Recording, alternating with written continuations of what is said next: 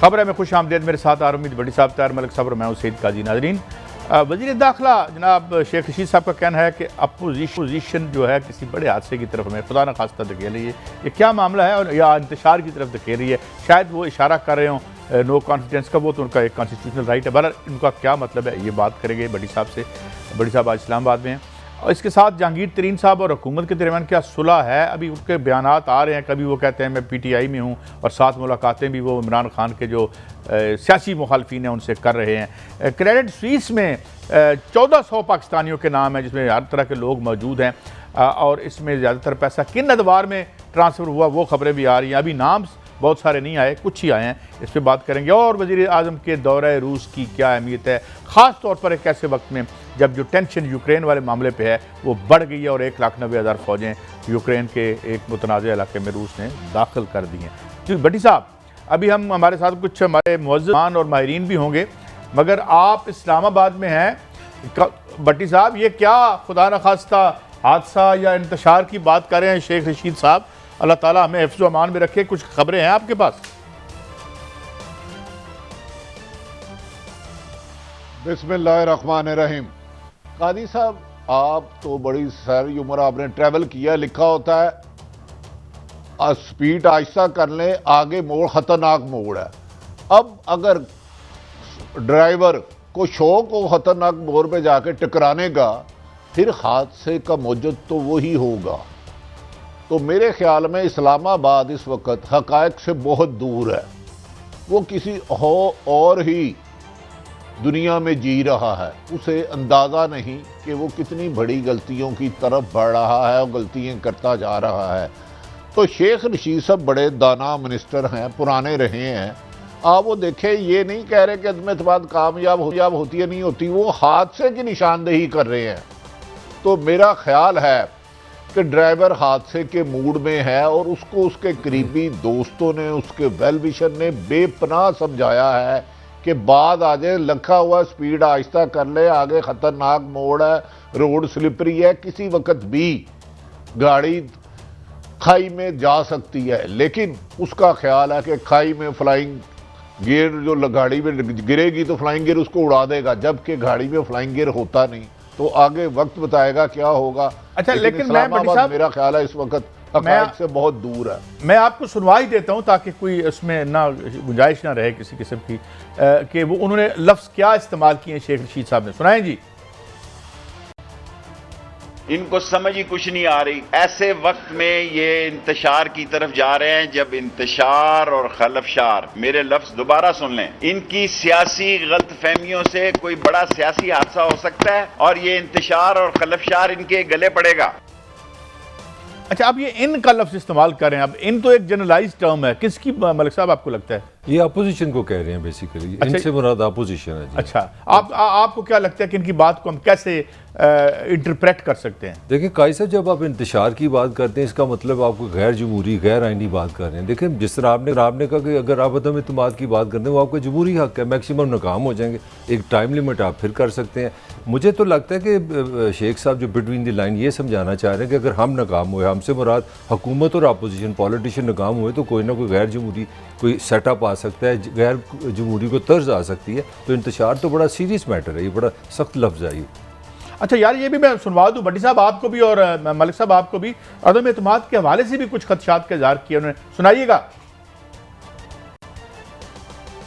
और ये अपोजिशन अदम एतमाद का वोट लाएगी तब भी फंसेगी और उसके नतीजे पे भी फंसेगी। दुनिया किस तरफ जा रही है, दुनिया के हालात और वाकयात क्या हैं और ये किस तरफ जा रहे हैं। सो इनको अकल के नाखन लेना चाहिए, वरना ये भी हो सकता है कि तारीख लिखी जाए कि इनकी बेवकूफ़ियों की वजह से मुल्क कई मसाइल में उलझ गया था। बाद में फिर ये रोना रोएंगे कि फ़ोन कॉलें आ गई थी, फलां हो गया था।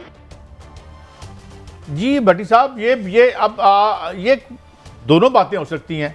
क्या इन्हें कोई खतरा लग रहा है शेख रशीद साहब को अपनी गवर्नमेंट, क्योंकि ये इस गवर्नमेंट का हिस्सा है, कैबिनेट का हिस्सा है, या ये क्या बात कर रहे हैं भट्टी साहब? काजी साहब, शेख रशीद साहब का बयान तजादात का मजमुआ लगता है। मुझे लगता है शेख रशीद साहब को आज खुद भी नहीं पता लगा वो क्या कह गए हैं। एक तरफ तो कह रहे हैं जो ये रास्ता इख्तियार कर रहे हैं इंतशार और खलफशार का है।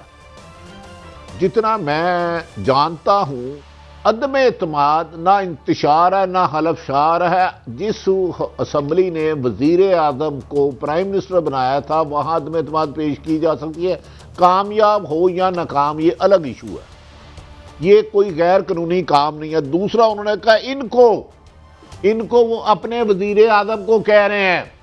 अपोजिशन से इससे ज्यादा बुरा क्या होगा कि सारी की सारी कमो बेशतर मेन लीडरशिप अपोजिशन 2-2 साल जेल रह चुकी है। मुझे बताइए इससे ज्यादा क्या होगा? मैक्सिमम अदम एतमाद कामयाब नहीं होगी।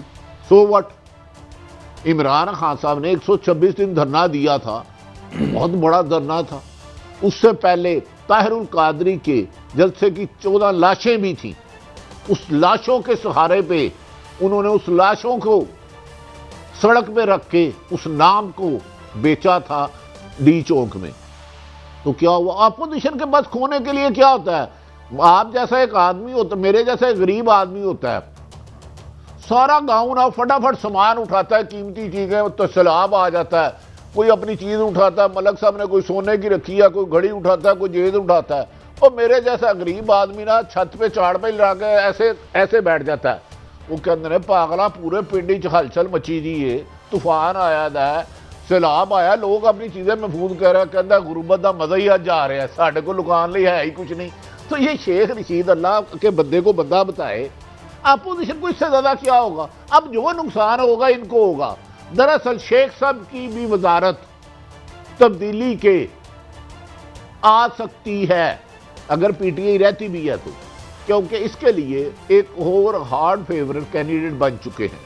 तो मेरा ख्याल है शेख साहब की आज गुफ्तगू में भी थोड़ा सा ऐसा लगता है, मियाँ मोहतरम इमरान खान साहब ने शेख साहब को मशवरा नहीं दिया कि घबराना नहीं। अच्छा भट्टी साहब, मैं कमेंट करना चाह रहा हूँ।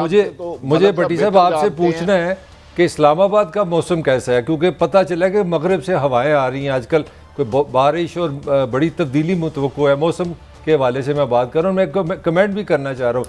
मुझे शेख रशीद साहब को सुन के लगा वाकई वो घबराए हुए हैं, क्योंकि हमारे वज़ीर साहब अक्सर कहते हैं घबराना नहीं है, क्योंकि उनकी अगर दोनों आप स्टेटमेंट ले तो उनमें मुझे घबराहट नज़र आ रही है। आप क्या कहते हैं? अच्छा मलक साहब इल्म लोगों को कहना है जब कोई बंदा बार बार कहे ना दूसरे को घबराना नहीं है तो समझ लें कि वो खुद बहुत ज़्यादा घबरा रहा है और पैनिक कर रहा है और घबराहट में ही वो गुफ्तगू कर रहा है। मैं आपको अपनी राय के मुताबिक बीइंग ए जर्नलिस्ट कह रहा हूं कि इस्लामाबाद किसी और दुनिया में रह रहा है, उसको पता ही नहीं कितनी डैमेज हो चुका है, वो उसको अंदाजा ही नहीं है, वो सिर्फ टकराव चाह रहा है।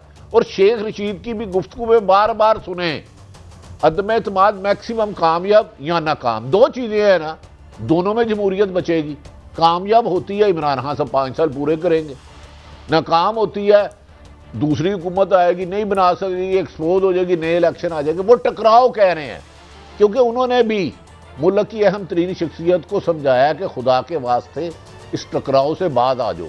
तो शेख साहब को उस अहम तरीन शख्सियत ने सख्त नाराजगी का इजहार किया कि आपके हर बात में मुझे समझाने आ जाते हैं। और ये लेकिन भट्टी साहब को शुबात तो गालबन वजीर आज़म प्राइम मिनिस्टर है, उनको उनके कई दोस्तों ने समझाया है कि खुदारा होश के नाहुन ले। भट्टी साहब बात यह है 3-3.5 साल तो उन्होंने कर ली, तो कहते हैं ना था जिंदगी में मर्ग का खटका लगा हुआ, उड़ने से पेश तेरी मेरा रंग जर्द था। तो वो भी तो कह रहे हैं टेलीफोन आ रहे हैं, उधर भी तो हिलजुल है बहुत ज़्यादा। बहरहाल शेख रशीद और दूसरी बात ये आपने कहा कि उनके पास लूज करने के लिए कुछ नहीं है। हजूर अगर ये टिक गए नवंबर तक तो इनके पल्ले कुछ नहीं रहेगा। असल जो बात है मैं बिटवीन दी लाइन कह दूं भट्टी साहब, नहीं असल बात आपने अब कही है। इमरान अपोजिशन तो ज़हनी तौर पे 1.5 साल देने के लिए तैयार है, ये मैं आपको यकीन से कह रहा हूं। वो इस कश्ती का बोझ नहीं उठा सकेगी अपोजिशन भी, बिजली भी बढ़ेगी, कीमत भी बढ़ेगी। वो जो आपने निशानदेही की है, अगर इमरान खान की मर्जी के मुताबिक बिसात बिछ गई तो इमरान खान से अपोजिशन को 2023 से 28 तक का डर है कि इलेक्शन हो ना हो, रिजल्ट में इमरान खान जीत जाएंगे। इससे ज्यादा बात मेरे पर जलते हैं। अच्छा, मैं एक और बात आपसे, इलेक्शन चूंकि हो ना ये हो, आपका खास मौजू भी 10 है हलकों और में हो, पूरे हलकों में हो। शेख रशीद साहब ने जहांगीर तरीन साहब के हवाले से कोई बात की है कि सुलह की? मैं ये सुनवा दूं आपको, फिर आप बताइएगा, और मलिक साहब आप भी सुनाएं जी, क्या कहा शेख साहब ने? जहांगीर तरीन जिम्मेदारी का सबूत देगा, और अगर तहरीक इंसाफ, मैं इमरान खान का साथी हूं, फैसला इमरान खान का है, लेकिन अगर मुझसे कोई पूछे, मुझसे किसी ने नहीं पूछा, तो मैं ये कहूंगा कि जहांगीर तरीन से भी बात होनी चाहिए। हाँ जी, कोई मुतहरक है गुरो शेख? ये पहले भी हमने सुना था, आपकी भी खबर थी कि 2-3 दफा राब्ते की कोशिश की गई है हुकूमत की तरफ से। भट्टी साहब, ताज़ा तरीन क्या है? मेरी इतला है जहांगीर तरीन ही नहीं मिल रहे, ना सिर्फ मोहतरम शेख रशीद साहब और जो इमरान खान के और करीबी साथी हैं जो थोड़ा सा सियासी तजर्बा रखते हैं। एक तो लैंडेड है ना, ऊपर से आए और उन्होंने हुकूमत गई तो चले गए। उन सब ने मशवरा दिया है कि आपको किसी भी कीमत पर जहांगीर तरीन को लूज नहीं करना चाहिए। उन्होंने इस हुकूमत में बनाने में मेन ब्रिज का रोल अदा किया। अगर वो ना होते तो हुकूमत ना होती। यहां तक वुज़रा ने कहा है, वुज़रा ने, काजी साहब ये लफ्ज मेरी नोट कर लें, वुज़रा ने और इमरान खान के दोस्तों ने। लेकिन इमरान खान साहब की एक ही ख्वाहिश है, याद रख लें, वज़ीर आला पंजाब इमरान खान अपनी हुकूमत कुर्बान कर देंगे, वज़ीर आला पंजाब की पे आंच नहीं आने देंगे, तो वज़ीर आला पंजाब की कहानी ख़त्म हो चुकी है। पंजाब के नंबर गेम अपोजिशन के मेरी अब तक की इतला के मुताबिक पूरे हो चुके हैं। कल को अदम एतमाद नाकाम भी हो सकती है। मैं हतमी फैसला गैब का इल्म तो मेरे पास नहीं है, लेकिन वज़ीर आज़म को बहुत से लोग कह रहे हैं कि आपको जहांगीर तरीन से मुलाकात करनी चाहिए, दिल साफ करके करना चाहिए। लेकिन वज़ीर आज़म का एक ख्याल है जिस पे आपने निशानदेही की है कि उन्हें अगले साल मिल जाएगा। वो कहते हैं बसात मैं अपनी मर्जी पे आखिरी चाल मैं चलूंगा और मेरी चाल मुझे 2028 तक लेके जाएगी। ये ब्रेक है। जब ब्रेक से हम वापस आएंगे तो ये जो कानूनी फ्लोर क्रॉसिंग का क्या मामला है, कानूनी मामला क्या है, इस पर जरा रोशनी डालने की कोशिश करेंगे। हमारे साथ लिए हाजिर होते हैं ब्रेक के बाद। वेलकम बैक नाज़रीन। मारूफ कानूनदान, दानिशवर और सियासतदान जनाब एतसाद हसन साहब हमारे साथ हैं। हमेशा की तरह हम पे मेहरबानी फरमाते हैं। Thank you very much for your time sir. मैं पहला एक सियासी सवाल कर देता हूँ, क्योंकि आपकी सियासत का हवाला भी उतना ही नहीं बड़ा है जितना कानून का। हुजूर, क्या लगता है आपको, क्या क्राइम है? कुछ नज़र नहीं आ रहा या क्लैरिटी नज़र नहीं आ रही कि आपको लगता है कि क्योंकि अब जरदारी साहब भी जो है इसमें पूरी तरह इसमें आ गए हैं, मुतहरक हो गए हैं, तो आपको लगता है ये नो कॉन्फिडेंस जो है ये कामयाब हो जाएगी? दो बातें मैं पहले अर्ज कर दूं। इब्तिदान आप समझे कि पहली तो बात यह है कि किसी भी आप पाकिस्तानी से पूछ लें या पाकिस्तान के बाहर बैठे हुए किसी भी मुबस्सर से, किसी भी तज्जियाकार से, आप खुद आपस में देख लें, पाकिस्तान में, मेरी एक बात याद रखें, मैं कई दफा कह चुका हूँ, पाकिस्तान में माजी के अलावा कोई पेशेनगोई नहीं की जा सकती। अच्छा, you can predict nothing but the past. तो जो भी हो, कोई शेख रशीद की तरह फड़ मार रहा हो, कुर्बानी से पहले कुर्बानी ला रहा हो, मुसद्दिक मलिक की तरह जरा शराफत से कोई बात कर रहा हो, पर प्रेडिक्शन कर रहा हो, ये यूं हो जाएगा, ये हो जाएगा, वो हो जाएगा। पाकिस्तान डिफाई करता है हर प्रेडिक्शन को, पाकिस्तान की सियासत और पाकिस्तान के लोग हर चीज को। जो आज सोच रहे हैं कि फलां पसपा हो गया, हो जाएगा, वो कोई पता नहीं। वो पसपा ही के 5 दिन बाद वो जब नए रूप में उठे तो उभरे तो वो 50 फुट का हुआ। तो एक तो ये बात है। ठीक। दूसरी बात यह है कि ये जो मामला है जिसका आप जिक्र खास करना चाहते हैं इसमें, कि जरदारी साहब भी अब इसमें आ गए हैं। जरदारी साहब का मशवरा अगर पहले माना जाता, पीडीएम मानती, और पीडीएम उस वक्त बड़े जोम में थी, तो उनको बेहतर, उनके लिए बेहतर होता। अभी भी इख्तलाफात हैं, कोई बात ज़हन पूरे मिले नहीं है, क्योंकि हमारी राय ये सूबे में पहले करना चाहिए वोट ऑफ नो कॉन्फिडेंस। अगर करना है तो पहले सूबों में करना चाहिए, बाद में पंजाब में पहले करना चाहिए, बाद में सेंटर का। वो फिर कमज़ोर हो जाता है। ये बड़ा एक ऐसा थ्योरम है जिसको कभी बैठ के समझेंगे तारीख के हवाले से। ये अर्थशास्त्र में भी दिया गया है, और कि पहले बाहर की चौकियों को आप कमज़ोर करते हैं, फिर सेंटर में आप आमना सामना का मकाम बनाते हैं, आमने सामने का। ये जो पीडीएम वाले हैं, ये तो मेरा ख्याल है ज़्यादा जल्दी में है कोई हलवा खाने की, बहुत जल्दी में। और कभी ये कह देते हैं कि कल और या तारीख थी 10 सितंबर को या 8 दिसंबर को, आर या पार। फिर 8 दिसंबर को कहते हैं 13 तारीख को या आर या पार। और ये इस तरह इसको तेजी से ये समझते हैं सारे मामलात हो सकते हैं, तेजी से ये मामलात नहीं होते। अब इनको ये यकीन जरूर हो गया है पीडीएम को, और उनके एक लीडर ने नहीं, उनके बड़े और काफी मोतबर लीडर्स ने। एक तो लीडर्स ऐसे हैं जो वैसे ही बात कर देते हैं, और वो तो गालम गलोच ग्रुप है, गालम गलोच ब्रिगेड जो इन्होंने बनाया था, और जिसके बारे में बड़ी पहले से 4 साल पहले 5 साल पहले से मैं निशानदेही करता आ रहा हूँ। पर वो ग्रुप है, वो इस किस्म की बातें कर देते हैं जी, बस हमने उड़ा देना, सब सफाया कर देना और फिर ये हो जाना। अब वो कहने पे ये बात कहने पे मजबूर हो गए, कहने पे, सिर्फ तस्लीम करने पे से नहीं, बल्कि खुद कहते हैं, अपनी जबान से कहते हैं, दूसरों को उस पे माइल करने पे आ गए हैं कि जनाब अंपायर की उंगली खड़ी होने वाली है। उसका तर्जमा इस दौर में ये हो रहा है कि उनसे हाथ उठा लिया, उनके सर से हाथ उठा लिया, गहमद खान के सर के हाथ से हाथ उठा लिया है। ये मौलाना फजल रहमान की ज़बानी भी यही बात है। ये हत्ता के मैं समझता हूँ ऐसा शाइस्ता गुफ्तगू जो है शायद खाकान अब्बासी, उसकी ज़बान पे बार बार आ रहा है कि जी उन्होंने हाथ उठा लिया, बस चेंज हो गया जी।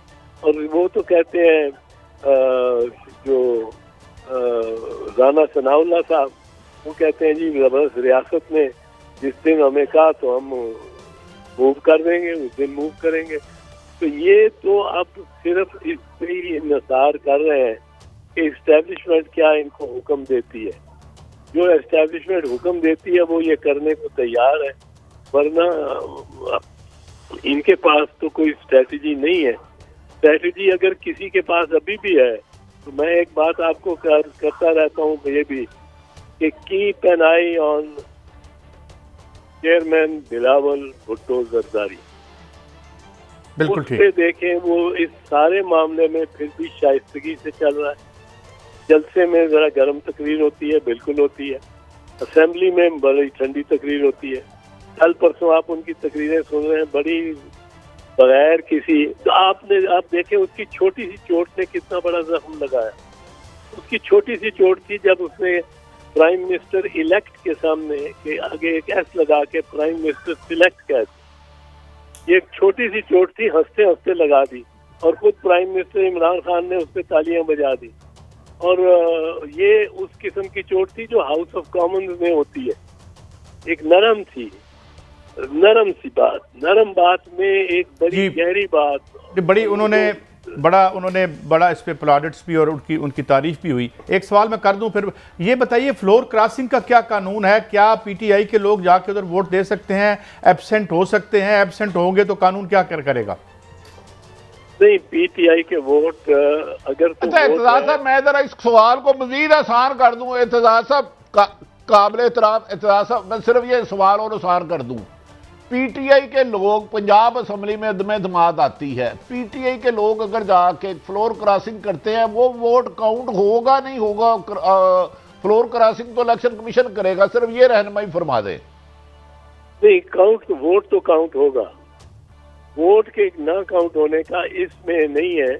पहले होता था कि वोट जो माइनॉरिटी में हो, एक पार्टी के माइनॉरिटी ग्रुप बन जाए, उसमें फॉरवर्ड ब्लॉक बन जाए, तो माइनॉरिटी के वोट जो है पार्टी के, वो सारे काउंट ही नहीं होते। लेकिन अब ये नहीं है, अब वोट काउंट होता है, वोट पड़ता है, पर वो मेंबरशिप से जाता है। 3 ग्राउंड पे अगर वोट पार्टी के फैसले के खिलाफ एक MNA या MPA करता है या सेनेटर, तो सेनेटर को तो खैर election of the prime minister में नहीं आते, पर number 1 election of the prime minister और the chief minister, number 2 constitutional amendment पे, और नंबर 3 बजट पे। बजट, इन तीनों में से अगर कोई और वोट हो, मिसाल के तौर पे मछलियों की फरोग, मछली पाल इंडस्ट्री पे कोई वोट हो, तो एक लॉ बना हुआ हो, उसमें लॉ में या नया लॉ बनाया जाए, उसमें वो वोट खिलाफ देता पार्टी के, वो दे सकता है, उसको कोई वो सीट लूज नहीं करता। ज़्यादा से ज़्यादा पार्टी में नापसंदीदा समझा जाता है, लीडरशिप के आईज में वो गिर जाता है कि नजरों में, लेकिन वो सीट लूज नहीं करता। पर इन 3 वोटों में किसी एक पे वो वोट पार्टी के खिलाफ देता है, वो PTI का होगा, वो अगर खिलाफ देगा तो उसकी सीट चली जाएगी। उसने इमरान खान को चाहे हटा दिया ख्वाह, लेकिन अगर पार्टी के PTI के खिलाफ उसने वोट दिया तो आईन का ये तकाजा है कि उसकी सीट वो उसके बाद मेंबर नहीं रह सकता। और एब्सेंस की सूरत में एतजाज साहब, एब्सेंस को भी समझा जाएगा। अच्छा एतजाज साहब, ये आपने बड़ी अच्छी बात की, क्या फौरी तौर पर हो जाएगा या इलेक्शन कमीशन को लिख के भेजेंगे? नहीं, वो लिख के भेजेंगे। जो लीडर है पार्टी के, जिनको जो पार्टी के लीडर है इन दी हाउस, वो तो मतलब है इमरान खान, वो तो वही रहेगा ना जिसके खिलाफ वोट ऑफ मोशन हो भी गया, तो वो अपनी सीट प्राइम मिनिस्टर की या चीफ मिनिस्टर की छोड़नी पड़ेगी उसको, पर उसकी पार्टी लीडरशिप तो नहीं जाएगी। वो रेफरेंस करेगा चीफ इलेक्शन कमिश्नर को, और इलेक्शन कमीशन फिर उस पर फैसला करेगी, पर वो पाबंद होगी। वो इसमें डिस्क्रेशन नहीं है इलेक्शन कमीशन की। इसमें अगर डिस्क्रेशन किसी की है तो पार्टी लीडर की है कि वो अपने खिलाफ भी वोट होने दे और उसके खिलाफ एक्शन भी ना ले। ये उसकी मगर इत्तेजाज साहब, मैं दोबारा इसी चीज़ की वजाहत चाहूँगा क्योंकि बड़ा टेक्निकल पॉइंट है। वोट काउंट होगा, वोट आपका असर रखेगा, वो जिंदा रहेगा। अब पार्टी चाहे आपको निकाले या ना निकाले, वोट आपने दे दिया, वो काउंट होगा। एम आई राइट? जी बिल्कुल ठीक है। ये मैंने आपको अर्ज किया पहले, एक ये प्रोविजन खास थी कि मेजॉरिटी के साथ सारे ही वोट समझे जाएंगे, और अगर कोई 10 बंदों ने फॉरवर्ड ब्लॉक बना के और सो कॉल्ड फॉरवर्ड ब्लॉक बना के अपनी पार्टी के और अपने चीफ मिनिस्टर के या अपने प्राइम मिनिस्टर के खिलाफ वोट डाल दिया है, तो वो कोई वोट भी काउंट नहीं होगा। माइनॉरिटी वोट 0 काउंट होगा, 0, और मेजॉरिटी वोट टोटल काउंट होगा। तो अब वो ऐसी नहीं है। अब ये पोजीशन क्लियर है कि वो वोट काउंट हो जाएगा, लेकिन उसके बाद वो पार्टी में मेंबर नहीं रह सकता। इत्तेजाज साहब, एक और सवाल मेरे ज़हन में आ रहा है, क्योंकि हमारी खबरें यही है कि जरदारी साहब ने इनिशिएट किया ये सारी अदम एतमाद को। तो असल सवाल ये है कि अगर ये अदम एतमाद कामयाब होती है तो आगे पॉलिटिकल सिनेरियो कौन होगा, कौन पावर में आएगा, आपस में क्या ये नई लड़ाइयाँ नहीं शुरू हो जाएंगी? ये अमूमन तो वैसे एक दफ़ा ये भी प्रोविजन थी, आपको बताऊं, ये 1973 कॉन्स्टिट्यूशन में प्रोविजन थी शुरू में, आगाज में, कि जब vote of no confidence motion move किया जाता है तो जो सक्सेसर, जिसने वो उसकी जगह लेनी है प्राइम मिनिस्टर की, निकाले गए प्राइम मिनिस्टर की, उसका नाम नॉमिनेट किया जाएगा उसी करारदाद में जो अदम एतमाद की तहरीक होगी। तो पहले से ही आपको पता होगा कि ये प्राइम मिनिस्टर, अगर ये जा रहे हैं तो ये दूसरे आ रहे हैं, अगर चर्चिल जा रहा है तो एटली आ रहा है, या एटली जा रहा है तो चर्चिल आ रहा है। तो ये पहले से मालूम होगा लोगों को। इसमें एक स्टेबिलिटी की जमानत थी, लेकिन अब चूंकि ऐसा नहीं है, ऐसी इसका फैसला बाद में तय करना है पार्टी ने कि प्राइम मिनिस्टर को तो हटा दिया या चीफ मिनिस्टर को तो हटा दिया है, अब बुजदार को हटा के अब हमने नया बंदा लाना है। तो मैं आपको एक चीज बता दूं, बुजदार की ताकत ये नहीं है कि उसके पीछे से किसी की जुबानी इमदाद है या किसी की दुआएं हैं या किसी मैं ये नहीं समझता हूँ। उसकी ताकत ये है कि अगर बुज़दार को किसी वक्त इमरान खान हटाता है तो जो गवर्नमेंट है, जो गवर्नमेंट पार्टी है पंजाब में, वहाँ उसमें 10 चीफ मिनिस्टर निकल आएंगे। हर कोई अपना हिस्सा मांग रहा होगा। कुछ 4 इकट्ठे बैठ के भाग के बावल नगर जाके चुप गए हो जाएंगे, जो 1950s में होता रहा मुमताज सुल्ताना और ममदोद के दरमियान, और जो कश्मकश होती थी, फिरोज खान नून आए हुए कश्मकश होती थी, और वो 4-4, 5-5 की टोलियां जाके बैठती थी। अच्छा एतजाज साहब जरा रहनुमाई फरमाएं, आप एतजाज साहब मुशर्रफ के खिलाफ, अगर इफ्तिखार चौधरी के खिलाफ मूवमेंट में एतजाज ऐसा ना होते, वो कामयाब ना होते, सियासी जदोजहद, आइनी जदोजहद और जमहूरियत के लिए, और साबित आपने किया। ये जो पीका कानून लाया है, फेक न्यूज़, ये क्या है? हम क्या सहाफत का गला घोटने के लिए है या सही कानून है? एतजाज ऐसे सब क्या समझते हैं?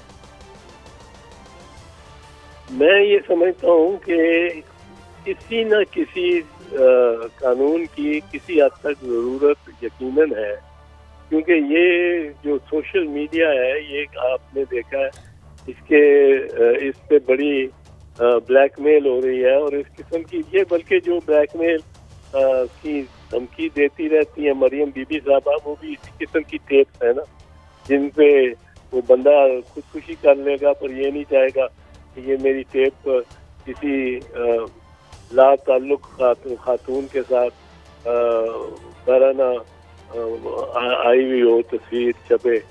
तो ये इस किस्म की जो ब्लैकमेलिंग है उसको डिस्करेज करने के लिए है। लेकिन मैं समझता हूँ इसमें इनको तमीज़ और इम्तियाज ज़रूर बरतना चाहिए था इस कानून में, कि आम साफ़ी जो आपकी तनकीद करता है, जो मेहनत करता है, जो स्टोरी लेके आता है, और जो मेन मीडिया पे थ्रू दी मतलब है process and supervision of senior editor बैठे हुए, आप जैसा बंदा कहेगा कि जी ये इसको तो चलाना ही नहीं है भाई, ये तो बड़ी ज्यादती है, ये इस किस्म की टेक्स तो लग हुआ है, हम नहीं चलाते देते। तो वो इस लिहाज से ये बड़ा हार्श लॉ है, और बड़ा इस लिहाज से इससे ज़्यादा इम्कान है कि बुनियादी हकूक़ जो है, खासकर आर्टिकल 19A और 19 यानी जो फ्रीडम ऑफ एक्सप्रेशन का है, तो उस पे कदगने लगेंगी और उस पे पाबंदियां लगने का ज्यादा इम्कान। मैं फिर जरा क्लियर करता हूँ, सोशल मीडिया का गंद खत्म होना चाहिए, गलीज गुफ्तगू खत्म होनी चाहिए, लेकिन ये आप कह रहे हैं कि सोर्सेज से आप खबर नहीं चला सकते। एक काबीना की मीटिंग होती है, इत्तेफाक कोई मिनिस्टर मुझे 2 आके बातें बता देता है, वो कहते हैं ये खबर भी आप चलाओगे तो फेक न्यूज, आप 5 साल के लिए अंदर गए, ही सेड शी सेड रहेगा, सोर्सेज से खबर नहीं चला सकते आप।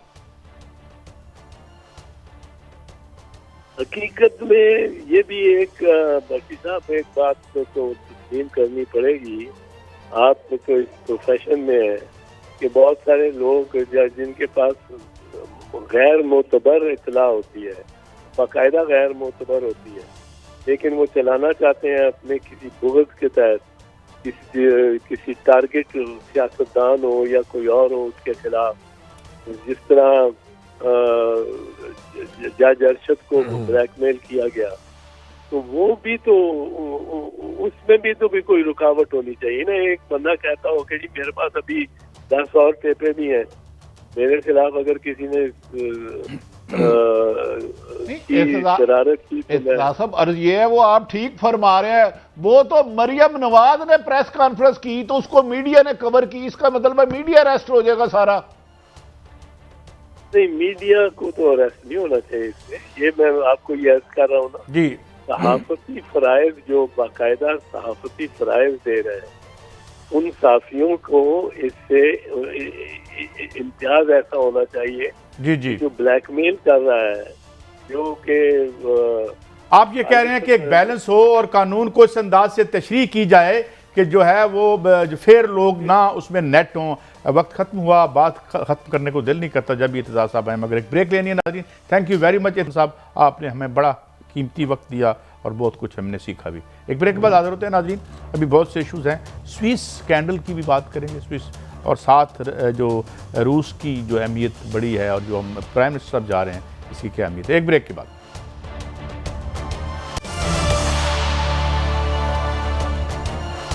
Welcome back. अच्छा भट्टी साहब, क्या रोएं और कितना रोएं? 1400 लोग हैं, मैं ये नहीं कहता, उनमें बहुत से लोगों ने हलाल का पैसा भी रखा होगा वहाँ पे, अगर यानी रखा होगा तो कुछ लोगों के नाम भी आए हैं वो आपके सामने हैं, बहुत से लोगों के नाम नहीं आए। ये मुझे याद पड़ता है कि हमने डिले किया था मुआहिदा, पाकिस्तान का एक अफसर जाके ये मुआहिदा कर आया था, मगर बाद में इसहाक डार साहब को पता चला तो उन्होंने उसको दोबारा कहा कि नहीं जी ये ठीक नहीं हुआ, इसे दोबारा करेंगे। अब उसमें कुछ लोगों ने अकाउंट गायब कर लिए, कुछ ये ऐसे भी रिकॉर्ड आया है कि अकाउंट माजी में रखे गए थे, अब नहीं है मगर रिकॉर्ड तो रहता है। तो आप क्या इस पर कमेंट करेंगे भट्टी साहब? काजी साहब देखें, इसहाक डार का काज जिन्होंने खुद मुबैना अरबों खरबों रुपए ले जाके मनी लॉन्ड्रिंग से में फिर फ्लैट और दूसरी चीज़ें ली हो, वो मनी लॉन्डरों को ही सपोर्ट करेंगे। बदकिस्मती ये है कि पाकिस्तान में खबरें तो आ जाती हैं, फलां आदमी ने, अब वो अख्तर अब्दुर्रहमान साहब की आई, भाई उनके पास इतना पैसा क्यों आया? भाई इसकी तहकीकात होनी चाहिए, ये कौम का पैसा है। क्या यही वजह है कि चंद खानदान अमीर तर अमीर खरबों रुपए के मालिक हो जाते हैं, 95% लोगों को रोजगार नहीं मिलता? कादी साहब, ये खसूसन जो करप्शन पे जीरो टॉलरेंस होनी चाहिए और ये सोशल मीडिया पे गंदी, लेकिन कौन करेगा? हमें तो समझ नहीं आ रही। अब वजीर आज़म ईमानदार भी हैं, इमरान खान साहब हैं, तो वो लटकाएं इनको। पनामा आया, उसमें भी 400 से कुछ ज़्यादा नाम थे, पंडोरा बक्स आया, वो भी आया, अब ये भी आ गया। अब मैं भी पता है कि करप्शन जुबान आम है, लेकिन इन्हें सजाएं कौन दिलाएगा? इसके खिलाफ कार्रवाई कौन करेगा? क्या काजी सईद ताहिर, मलिक, आरिफ, हमीद भट्टी या दीगर हमारे साफी भाई सिर्फ निशानदेही करते रह जाए?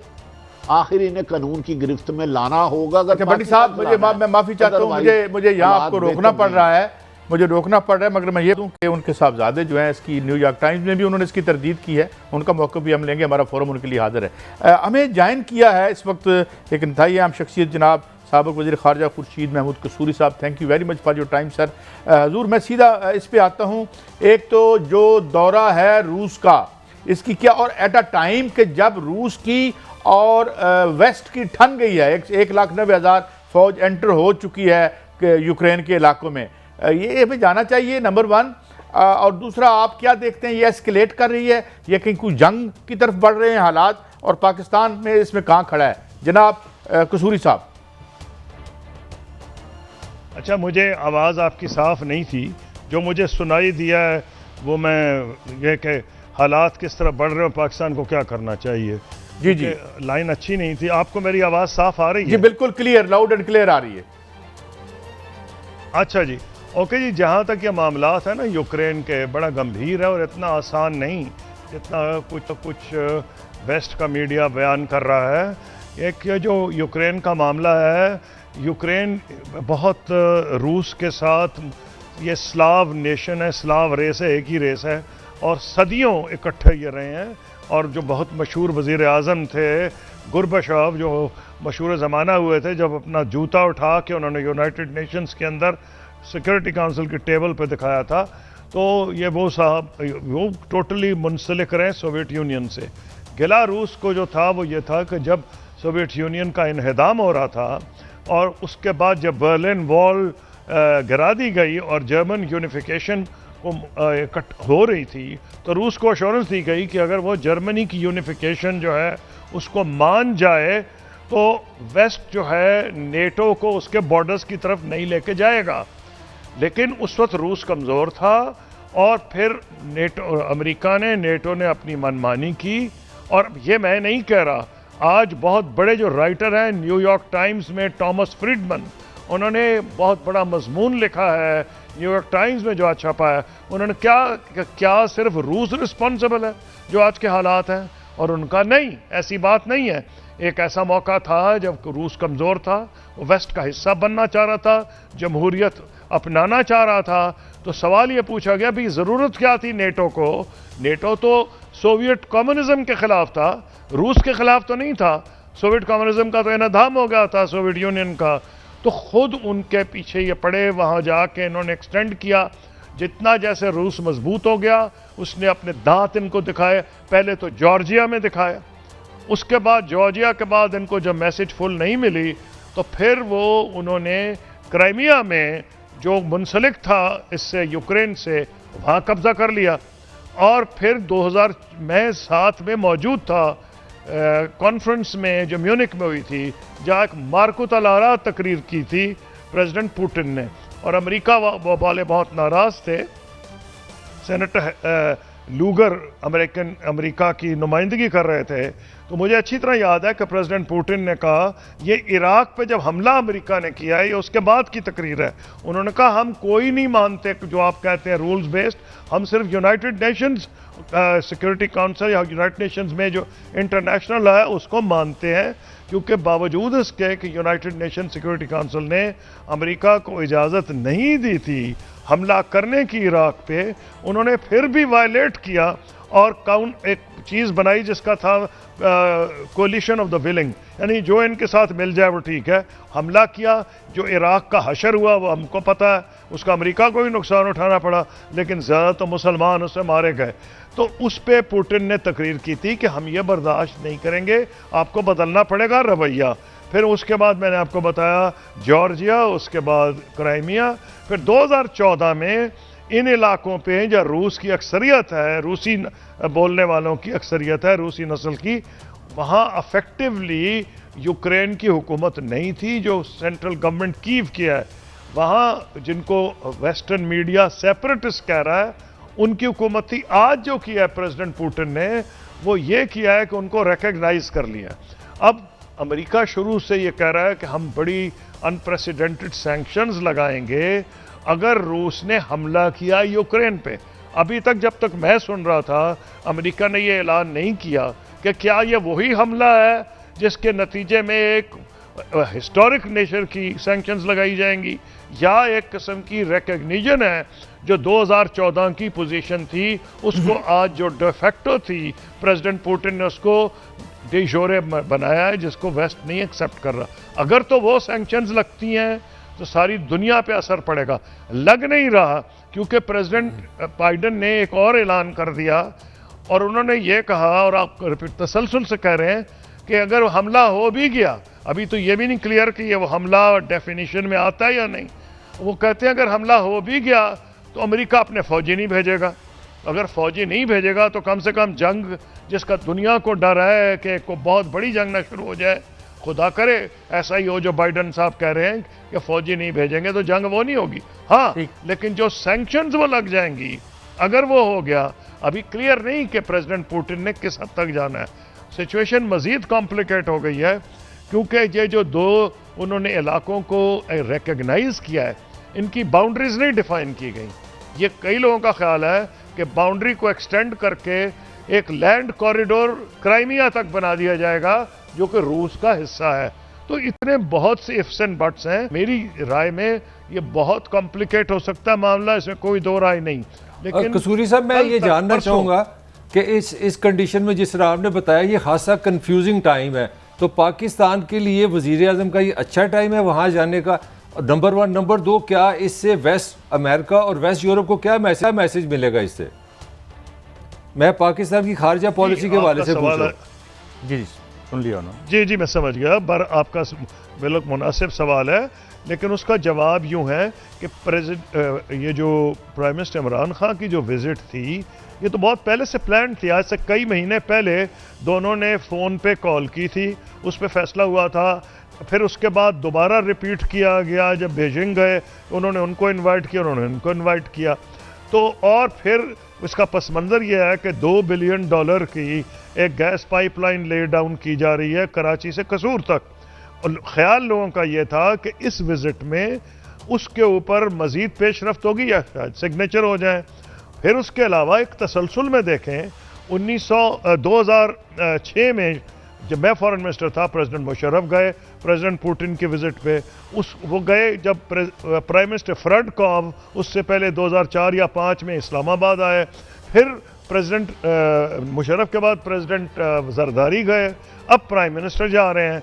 फिर स्टील मिल में रूस का शुरू से इंटरेस्ट है। मुझे ये जो आज भी वज़ीर ख़ारजा है, मेरे वक्त में भी वज़ीर ख़ारजा थे लाजरोफ साहब, इन्होंने कई बार कहा कि वो स्टील मिल में आके उसको एक्सपेंशन को ट्रिपल कर देंगे उसकी जो है, और हम चाह रहे थे कि वो आए, लेकिन हमारी बदनसीबी कि उस वक्त इफ्तिखार मोहम्मद चौधरी साहब ने स्टील मिल की जो जो हो रही थी डीनेशनलाइजेशन, उसको रोक दिया, जिसका अरबा डॉलर का नुकसान आज तक पाकिस्तान भुगत रहा है। तो ये रूस का इंटरेस्ट स्टील मिल में भी रहा है, रूस का इंटरेस्ट यह रहा है पाकिस्तान से इकोनॉमिक टाइज बढ़ाने में, और पाकिस्तान का तो बहरहाल इंटरेस्ट है, और हमें अपने रास्ते खुले रखने चाहिए। मैं आपको एक एग्जांपल देता हूँ जिससे आपको क्लियर हो जाएगा पॉलिसी के बारे में।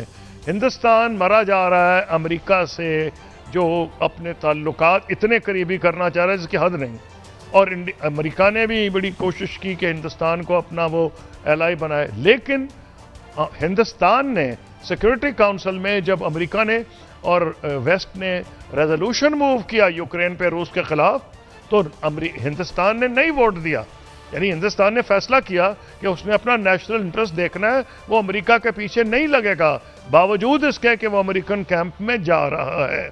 तो हमें भी एक स्ट्रेटेजिक इंडिपेंडेंस दिखानी है फॉरेन पॉलिसी में, लेकिन हमें किसी कैंप का हिस्सा नहीं बनना। और फॉरेन ऑफिस तसलसल से कह रहा है कई महीने से कि हम किसी कैंप का हिस्सा नहीं बनना चाहते, और होना भी चाहिए। हमारी जो एक्सपोर्ट्स है सबसे ज़्यादा अमेरिका है, फिर बरतानिया है, फिर यूरोपियन यूनियन है।